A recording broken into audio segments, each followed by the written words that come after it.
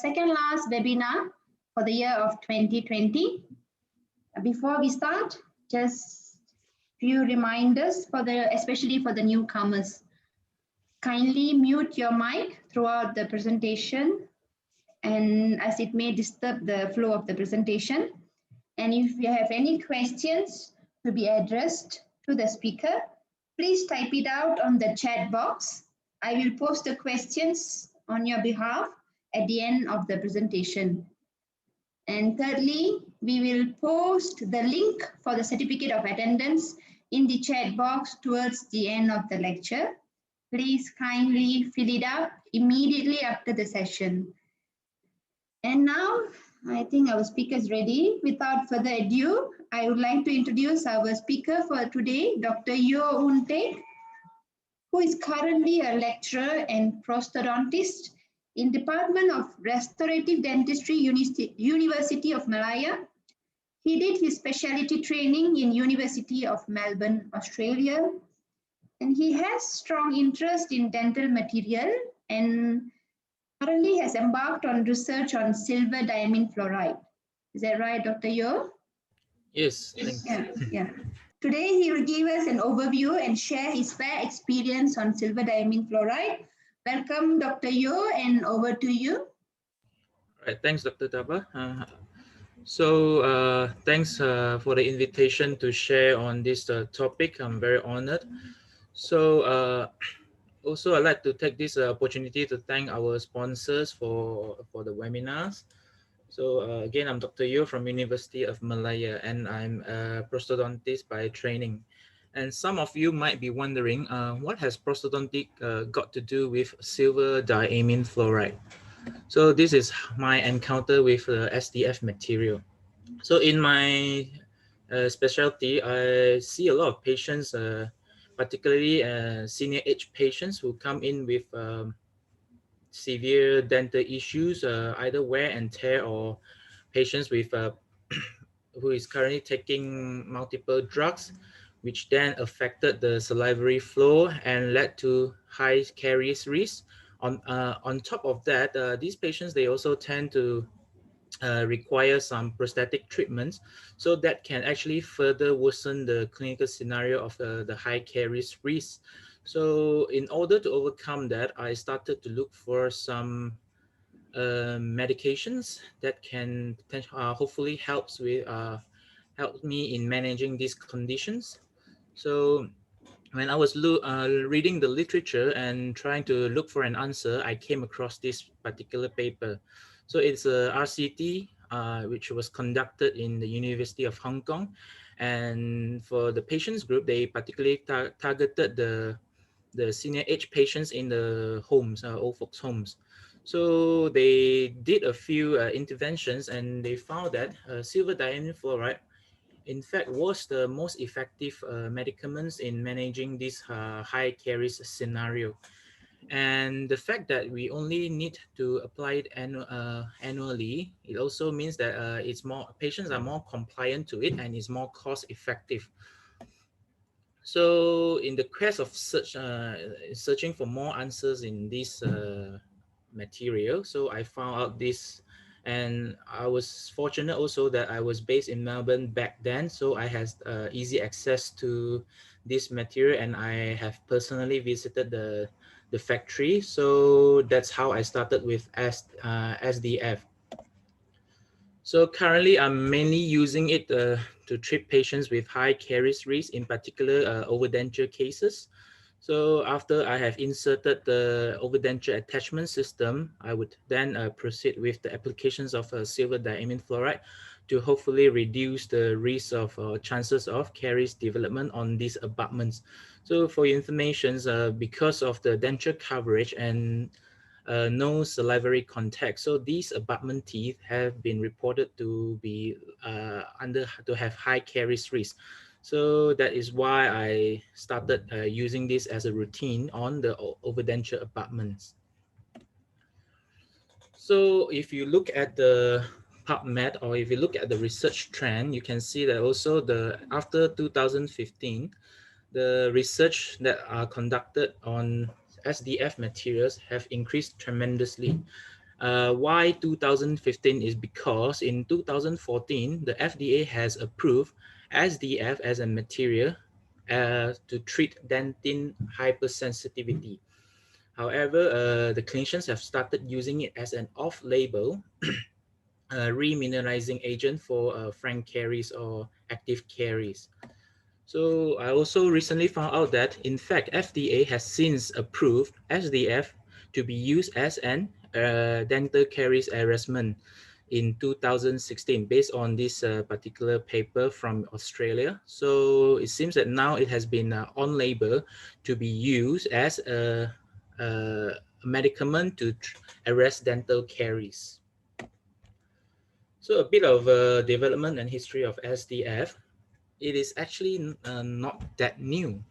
Clinicians have started using it as antimicrobial back in the mid 600, and the the earliest acknowledgement of usage was by these Stebbins in 1891, but the formulation was slightly differ, whereby it was in the form of silver nitrate or silver amalgam nitric acid, and the sclerotic and black crust formation was already noted back then. That is due to the reaction of silver with the amino acids in the dentine. And the improvement of the formula led to the development of ammoniacal silver nitrate by Hall.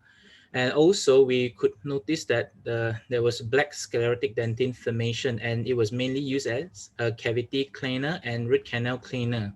However, there was concern of pulp toxicity as it has good penetration not only on carious dentine but also on sound dentine.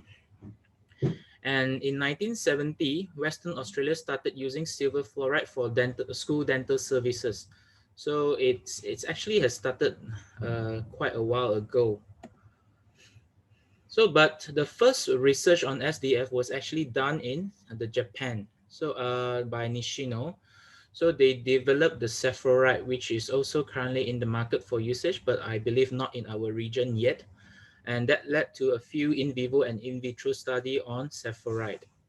After Japan, it was followed by Australia and South American countries. And the increased use in Western country only started in 2014 after FDA has approved its use. And currently, the American Association of Pediatric Dentistry also has recommended the usage of SDF to arrest caries and as a form of comprehensive caries management in pediatric patients. And WHO also has recommended SDF to be used as caries harassment medication.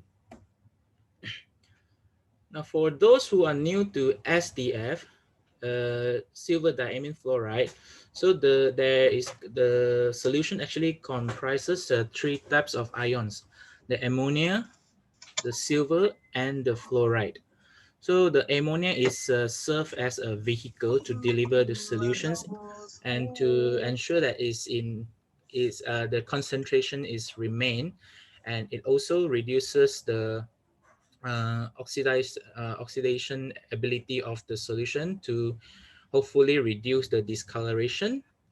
The silver has the bactericidal effect as it can react with the amino acid in the bacteria, whereas the fluoride serves to remineralize by the formation of fluorohydroxyapatite.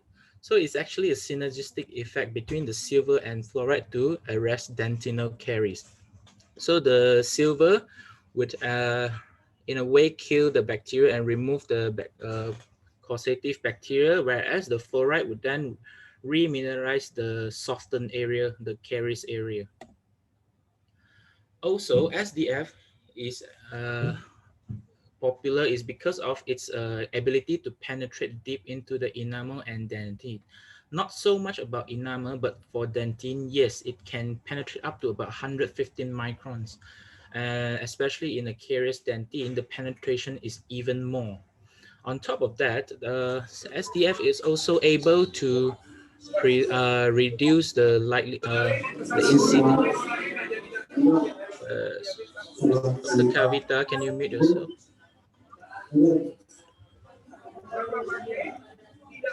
Kavita, I would appreciate if you could mute yourself. Thank you. Thank you. So on top of that, the SDF also is able to preserve the dentine by reducing the matrix metalloproteinases activity. So it means that it can actually preserve the collagen fiber in the dentine, which might help with the long-term dentine bonding effect. And also SDF is capable of increasing the level of calcium and phosphate in the SDF treated dentine. So on the right is a chart that shows what are the reactions that occur when the moment you apply silver diamine fluoride on a caries tooth structure. So the silver would react with the amino acid in the bacteria and affect the metabolism, and subsequently the bacteria would not be able to survive, whereas the fluoride would react with the hydroxyapatite to form fluoroapatite. So SDF also, upon formation of the crystal silver structure, it also occludes the dentinal tubule. That is why it is also used as an anti-dentine hypersensitivity agent. And my personal experience with it is that it's very successful and the effect is almost immediate. So these are currently some of the available material in the market, but not in our region. It's the world market. There are a few products out there. The more popular would be the Advantage RS from United States and Rivasta. Fluoride maybe in certain region. And on this slide, I have also summarized what are the fluoride content in each of the types of the solution, not only on SDF, but I also compare it with some of the commonly used remineralizing agent, such as the fluoride varnish, the APF, tooth mousse, and 5% sodium fluoride. So in fact, 38% of silver diamine fluoride contains the highest amount of fluoride, which is 44,800 ppm of fluoride. These are some of this is the compositions of the two products that I've mentioned just now, the more commonly used one. To note that the one from SDI company Rivasta, they give a range rather than a definite number. So I am yet to find out why from them, but what I suspect is because of the capsulated form. So I was informed that the capsulated form are more temperature sensitive. So if you do not store it in a cold temperature, it may affect the concentration. So I suspect that is why, because this was taken from the capsulated form, the SDS from the capsulated form. So I have to check whether it's the same for the bottle form. And in Malaysia, currently only the Rivasta from SDI has been approved by MDDA to be used as a medical device in Malaysia, and this is recent. So currently there are two forms of SDF products in Malaysia. So one is the capsulated form and the other one is the bottle form.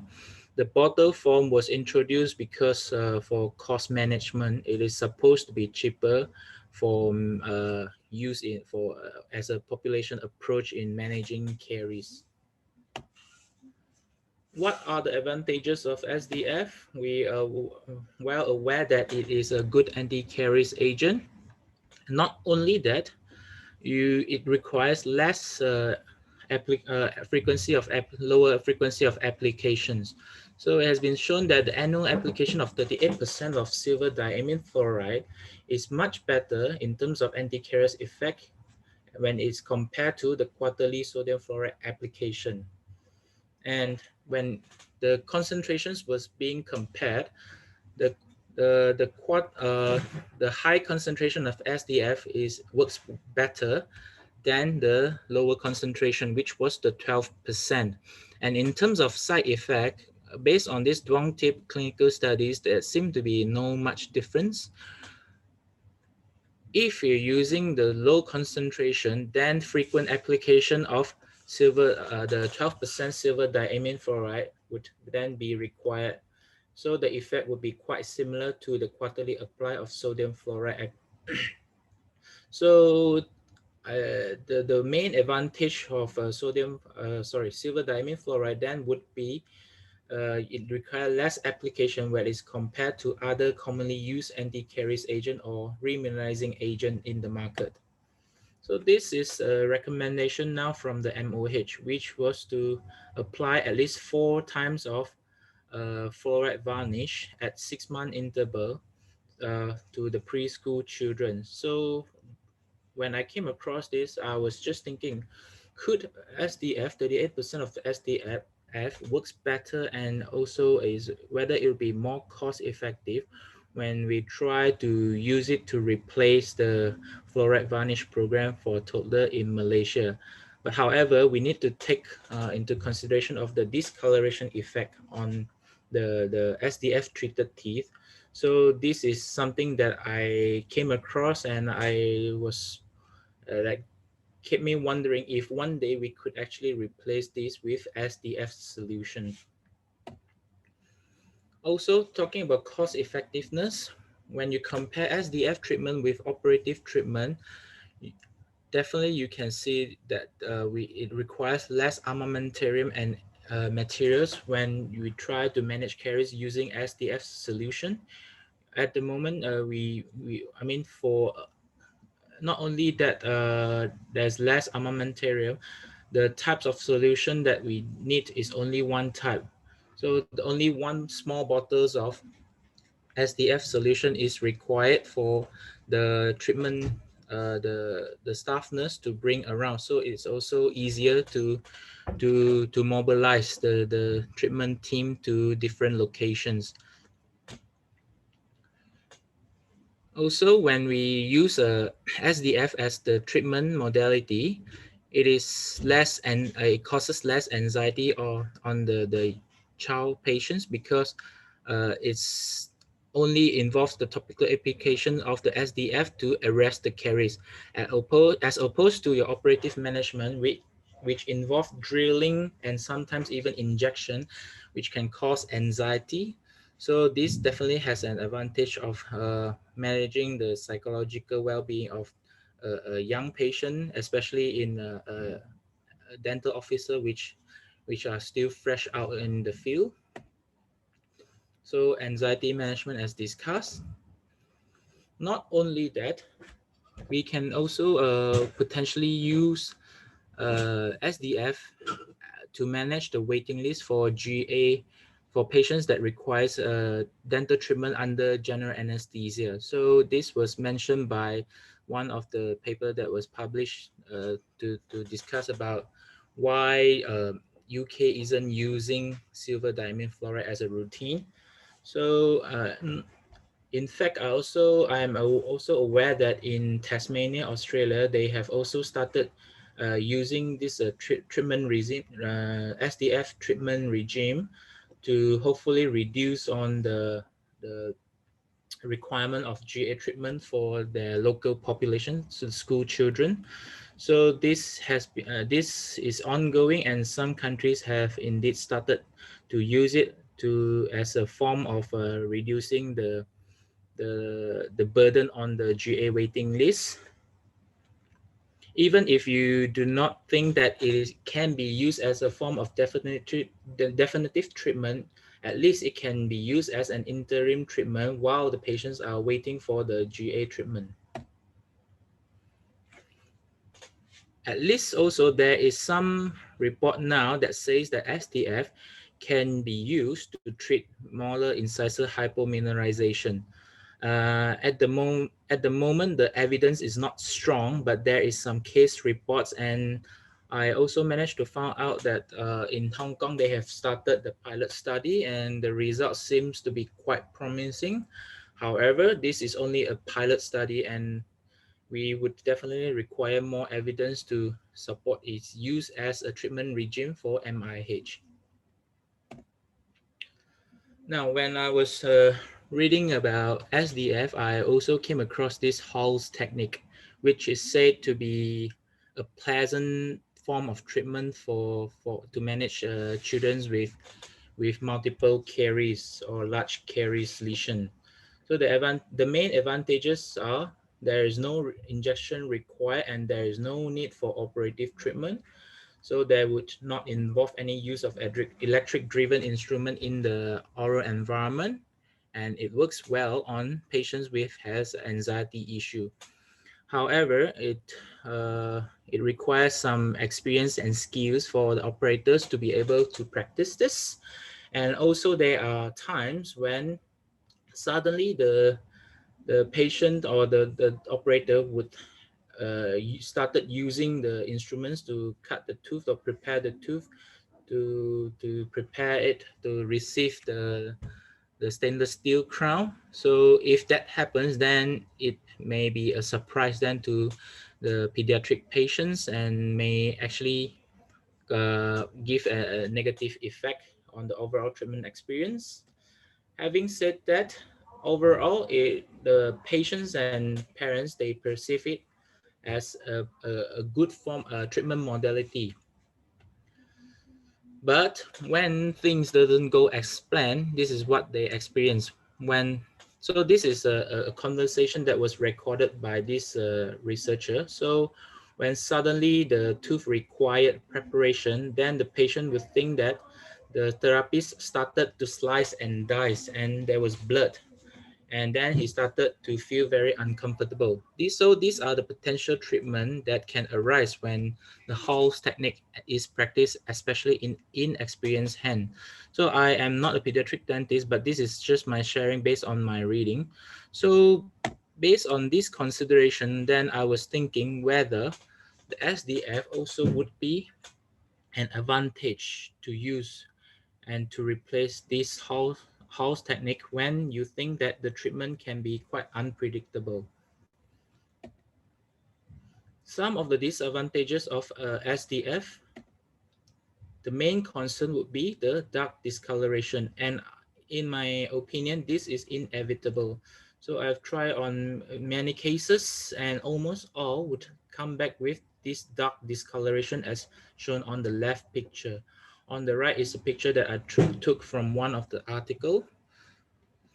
So one way of managing the discoloration is to place tooth color restoration then to hopefully mask the discoloration.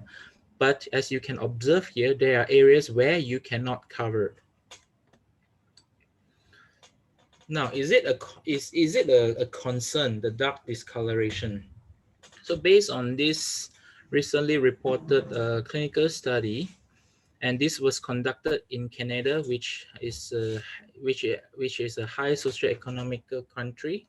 So the parents and children, they do not seem to be too worried about the stains, the dark discoloration.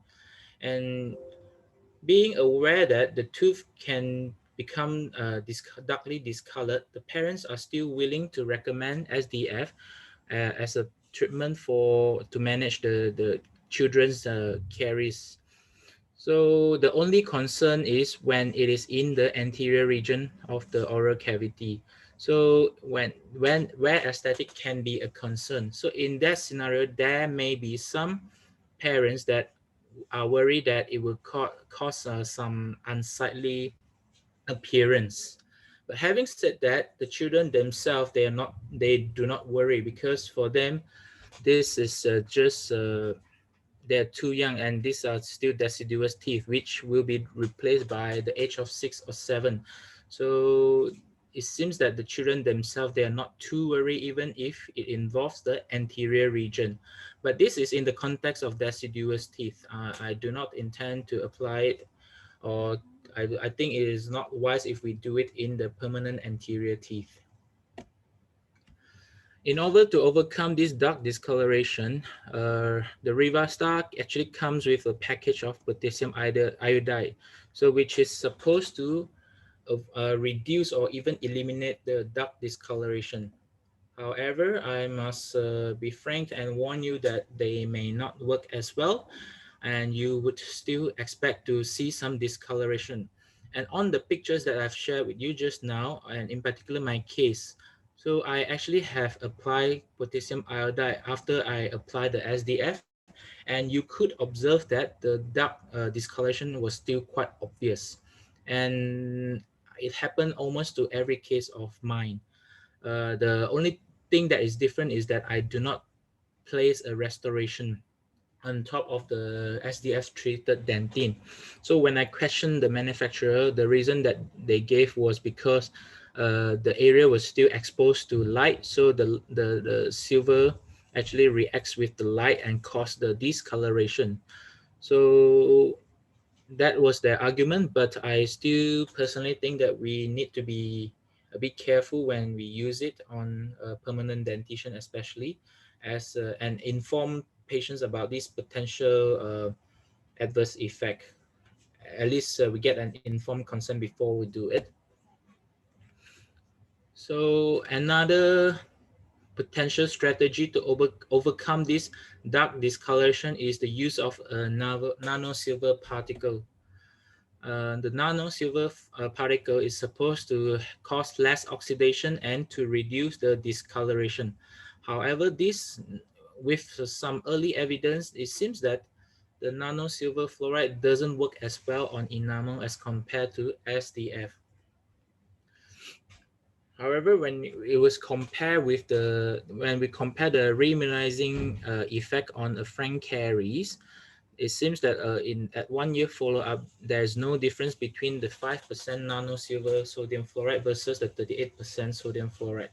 Nano silver fluoride is relatively new in the scene, so we would definitely need more evidence. And in fact, if you follow the research on SDF, nano silver seem to be the current trend for research. Also, the SDF might have, actually not might have, they have, and they can cause a adverse reaction on the pulp and soft tissue as they are uh, bactericidal, so they can also kill or destroy the healthy cells, which is found in the pulp tissue, the cell-rich zone. So must be careful when we're using it in the deep caries. You must ensure that there is no pulpal exposure before you apply SDF. And also in that regard, you have to protect the surrounding soft tissue with a barrier to avoid any irritation on the surrounding gingival tissue. The effect is not permanent. If somehow you accidentally apply SDF on the gingiva, it would appear like how the bleaching agent touches the gingival tissue. The tissue will become whitish, which would heal after about 3 or 4 days. And I think another main concern would be the silver might cause a discoloration on the skin tissue. So one of the recommendation then is to apply Vaseline on the lip and cheek when you're using this SDF solution on kids. So if you foresee that the patient would not be cooperative, then you might want to at least apply a larger area of Vaseline on the face so that it doesn't cause any discoloration. The discoloration is not permanent, but the parents might not be happy if that happens. And in sensitized patient, the silver content in the SDF solution might actually elicit silver allergy reaction as well. So this is something you might want to take note when you're taking medical history. What about potential systemic effect? I can't seem to find a lot of evidence or discussions on this yet. So, and based on the clinical research from Duong Tip, the HKU team, they don't seem to find any negative systemic effect as well. But having said that, you might want to still have that in mind and avoid its use on a pregnant lady or a breastfeeding lady, so that you can avoid any debate or having any issue if things ever happen. We do not know yet for now. And my colleagues in some of them are actually conducting a pilot studies to look at the potential systemic effect of SDF on children. And when we spoke about the crystal formations on the dentine and how it can occlude the dentinal tubule. So in that regard, it SDF could potentially has a negative effect in dentine bonding. So even though the SDF has the ability to inhibit the MMP, but the fact that it's actually causing silver precipitates or form, the fact that the SDF is forming silver precipitate on the dentinal surface, it can have a negative effect for long-term successful dentine bonding. So in view of that, one of the way to overcome it, in my opinion, might be with the use of a dentine bonding agent with a functional monomer. So when we are doing that, we are aiming to achieve some form of chemical bonding that could potentially react with the silver precipitate on the dentinal surface.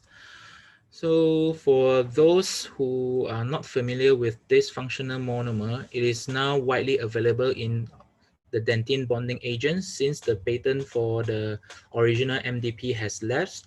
So MDP in general has a phosphate monomer that can react with the metal oxide ions on, be it the dentinal structure or on your restorations or any oxide layer, and form chemical reaction to it. So besides having dentine bonding via the conventional way of holding onto the collagen fibril, this functional monomer also has the capability to form chemical bond with the crystals.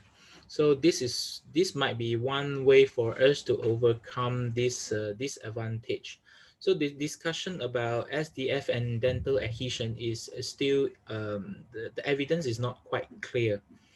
So that is why in UM we have embarked on this aspect, the research on this aspect. So at the moment we are looking at the reaction of GIC material and some of the dentin bonding adhesive system on silver diamine treated caries dentin.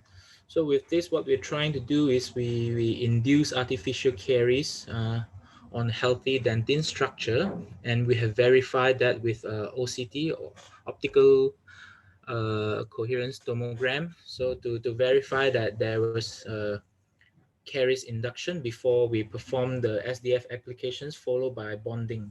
So we try to simulate the clinical scenario, and hopefully we can shed some light on whether things would uh, whether SDF would affect the bonding negatively or positively with the use of various dental adhesive systems.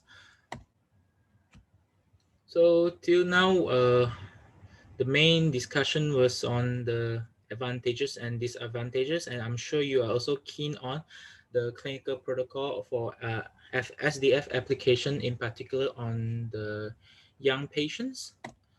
So there was a publication by the Journal of South Asian Association of Pediatric Dentistry. So this particular publication was aiming at providing some guideline based on the currently available evidence. So in the articles, they discuss also on the selection for teeth that are suitable for SDF application. So as mentioned earlier, you need to ensure that, at least to the best of your knowledge, that the teeth are still properly healthy and there is no deep caries that are infringing or getting close to the pulp, so that the SDF would not have a negative effect on the pulpal health. And also you need to ensure that your brush, normally when we apply SDF, it is applied with a micro brush. So you need to ensure that the patient's actually the site, it allows you to have access to apply your micro brush. And also you can consider to use it as a karyostatic mean before you place a restorations, especially in patients which just came to you and still not cooperative for any form of operative treatment.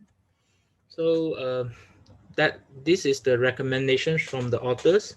So of course, SDF is still very new, especially to the public in Malaysia. So first, you need to uh, explain about its availability and what is advantages and what are the potential disadvantages of this material and why you are doing it to the patient, and see if they can accept it.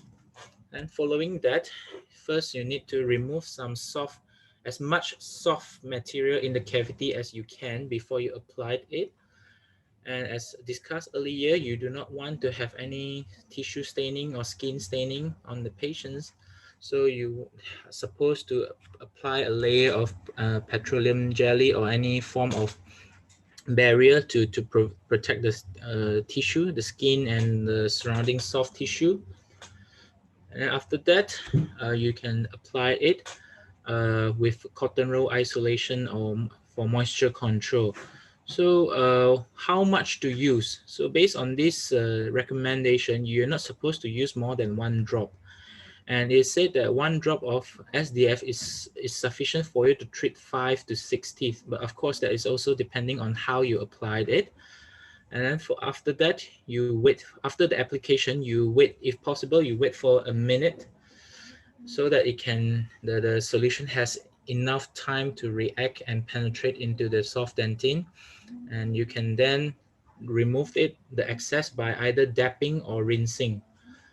So at the moment, the recommendation is still biannual application, but I suppose it should be tailor-made according to the patient's needs. So but usually when you are doing silver diamine fluoride treatment, I suppose you would do it more on patients with high caries risk. So maybe biannual application is sensible in that regard. And following the application, it is also recommended that patients should be advised to refrain from any food or drink consumption for an hour.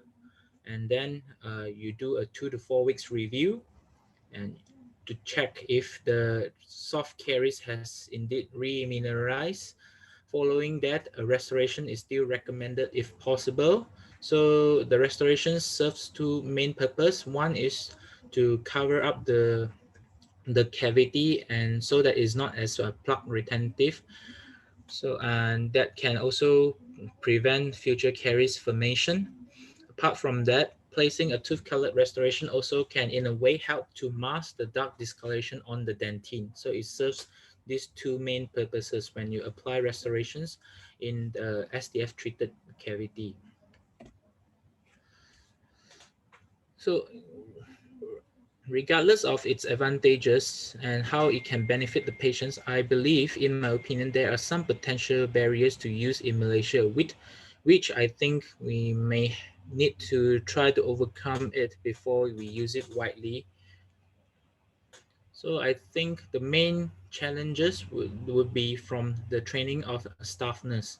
So at least to my knowledge, the staff nurse that are treating pediatric patients in the school, they may not be as well trained as the dental officers in identifying the pulpal involvement, and also the fact that they work in a school environment. The way they manage the patients, especially in terms of is, uh, working field isolations, may not be as ideal. So that can have a potential effect on not only causing damage to the surrounding gingival tissue, but also they may leave some stains on the skin of the patients, then which might then cause an issue when the children eventually go home and meet with the parents. And the staining on the clothes, the clothes also, because again, it's in my opinion, the working in the school environment is suboptimal. So these are some of the things that we may have challenges in managing. Also, there's a lack of awareness, actually not only among staff nurse, even in some of the dental officer or general practitioners. So the concept of using silver diamine fluoride for treatment is quite new. So even though we have remineralize and stop the caries progression by using silver diamine fluoride, some of the officers of staff nurse, when they see that, they may not appreciate the dark discoloration as a form of remineralized tissue. So they may still drill it and perform operative treatment to restore it. So maybe we need to consider running some courses in the teaching institutions, and also to conduct regular CPD to update on our dental therapies and dental practitioners about this, so that to avoid confusion. And then when we do silver diamine fluoride treatment, we are supposed to perform regular review to examine if indeed the tissues has remineralized and stabilized. So when we do it in a school environment or in a primary clinic, the patient may not return for regular review and monitoring. So that may not ensure that the treatment is successful. So as recommended by the previous author, it's recommended that following application of SDF, the patient should return after 2 to 4 weeks for examination to ensure that the tissue has remineralized. So the discoloration can be a serious side effect to some, so especially in the aesthetic zone. So at the moment, I think it is safe to think that we do not have a solution yet to counter this discoloration. And also, we do not know if following repetitive application whether the discoloration would become worse or not. So this is something that we need to consider and to maybe look for more evidence before we use it. And also perceived benefit versus the fee pay. I think this is more relevant in the private practitioner world, because the patients may not appreciate the material that you use and the fee that they pay, because for them you just getting a bottle of solution and you just dab on the tooth, and they may not appreciate the fee that they pay because they might think that you are overcharging. You haven't done anything uh, significant, you haven't drilled the teeth, you haven't placed any restorations, so why are you charging that amount of fee? So to some patients, then they may not appreciate it, and the clinicians would require more explanations and discussion with the parents before doing it. So you need to educate the patient, and perhaps from now on, when since this material is now more widely available in our country, so maybe this is some education that we need also to include in our dental curriculum, or not when you're training your dental officers, this is something that you can start to introduce them to.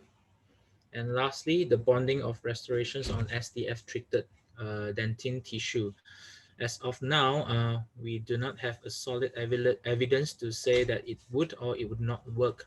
So there are clinical or lab studies that show that it wouldn't affect on the bonding, but there are also uh, researchers that show that it could affect the bonding negatively. So here we're trying to find out more answer about this, and hopefully we will shed more some light on our research finding later on with you.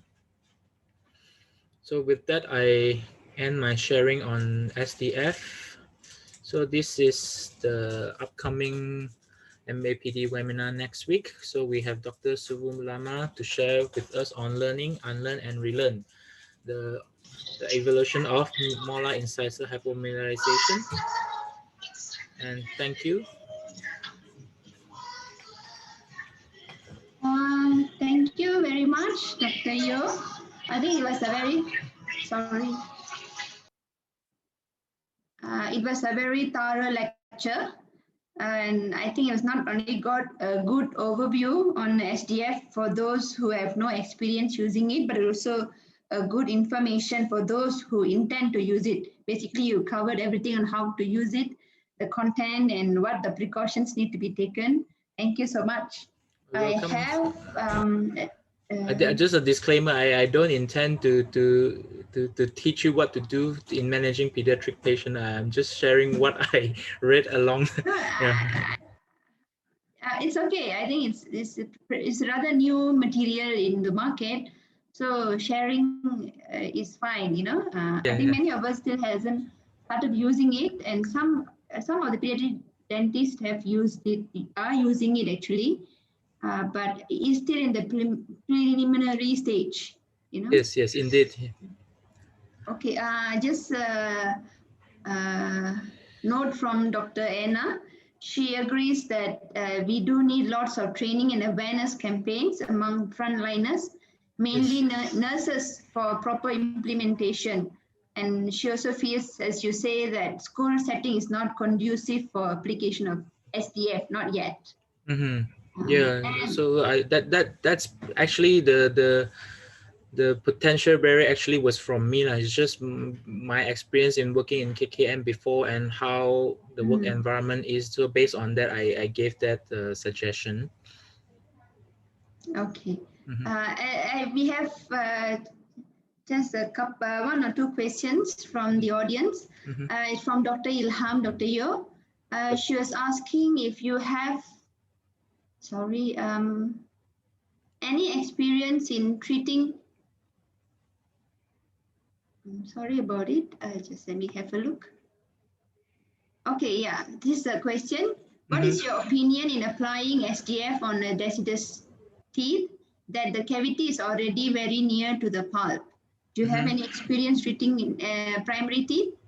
No, not in my practice. I don't. But what I can share is based on these findings from Dr. Jeff Knight. So it says that the penetration of the dentine is up to 200 or 300 microns. So which is about 0.3 millimeter. So as of now, I think the safe practice would be if you suspect that the cavity is really getting really close to the pulpal tissue, then you should not apply SDF on it. And I believe with the help of magnification, with the use of dental loops, I think that you'll be able to determine on that. But the borderline is if you think there is a slight chance that the pulpal tissue is involved already, then by all means, please avoid SDF on this tooth. Also, from Dr. Ilham, I think it basically have answered it. She was asking in teeth with dental anomalies such as hyperplasia and imperfecta, dental imperfecta, would you suggest the use of SDF, and would it irritate the pulp?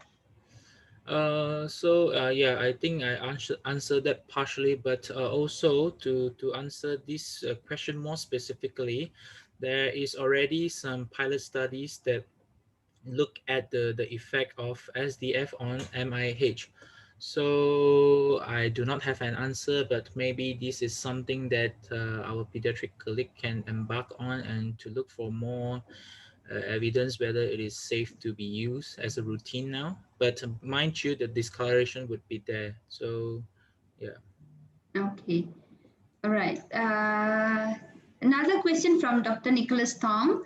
Thank you for sharing, Dr. Yeoh. Some studies are being done to compare the caries arrest effect on SDF alone versus SDF plus potassium iodide. So based on your experience, if potassium iodide not having based on your experience of potassium iodide not having much of an effect, would using SDF alone be a better option? Yeah, so the potassium iodide is not meant to have a synergistic effect on SDF. It's actually developed to tackle the discoloration issue. So the KI itself actually does not have an effect in terms of remineralizing the soft carious tissue. So if your aim is to just overcome or remineralize the soft dentine, then SDF itself is suffice. However, my understanding is the company, they will not sell you separately, only the SDF. You still have to Okay. buy both in the package.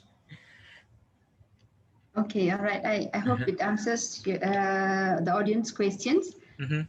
Just a question from me, Dr. Yeoh. Yes. Do you think it can be choice of treatment for arresting root caries, especially in patients undergoing root therapy or chemotherapy?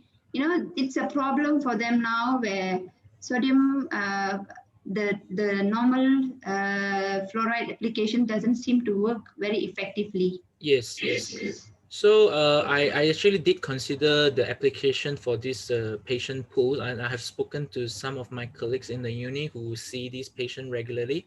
It's just that to date we have not conducted any formal clinical research on this one.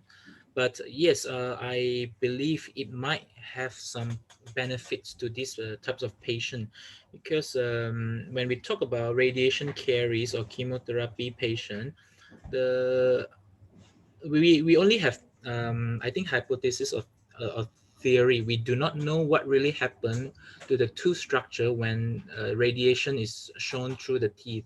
So there's some discussion that the structure of the tooth is actually indeed damaged already. So maybe with the penetrating ability of SDF, it may work better on this type of patient pool. That is my opinion. I don't have any scientific reference for that, because I don't think there is any formal study in this aspect yet, but it's something that I have considered. Okay. Dr. Yeoh, there's one question Yes. Yes. from Chu Zili. She asked, like, just to ask your opinion Mm-hmm. about the icon resin infiltration compared Mm-hmm. to SDF. So icon resin infiltration compared to SDF. Uh, in my opinion, the applications, they cannot be compared actually. For icon resin infiltration, you are aiming at remineralizing superficial the surface demineralization on enamel.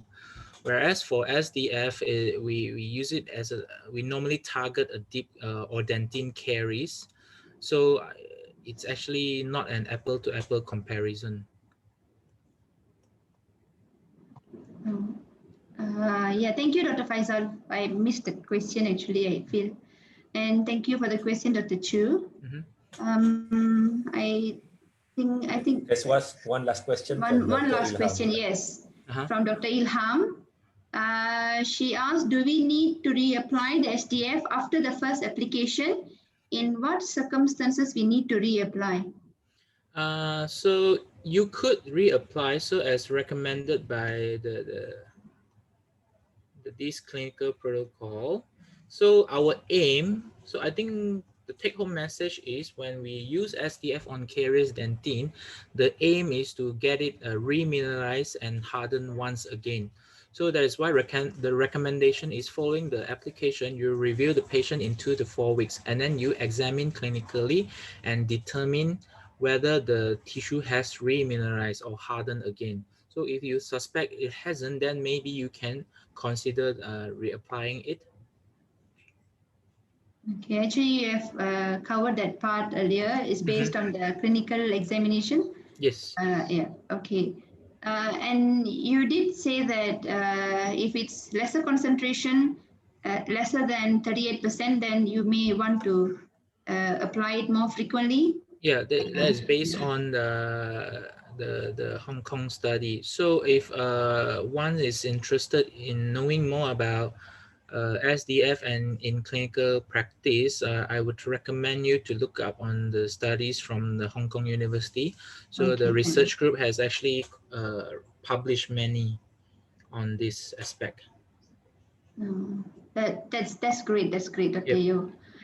Thank you so much. Anyway, if there's no further questions from the audience, I would like to express our gratitude to Dr. Yeoh on behalf of MAPD on his Thanks. willingness to share. Thank you so much, Dr. Yeoh. No problem. Thanks for the invitation. Keep in touch and Yep. hope to see your research paper up.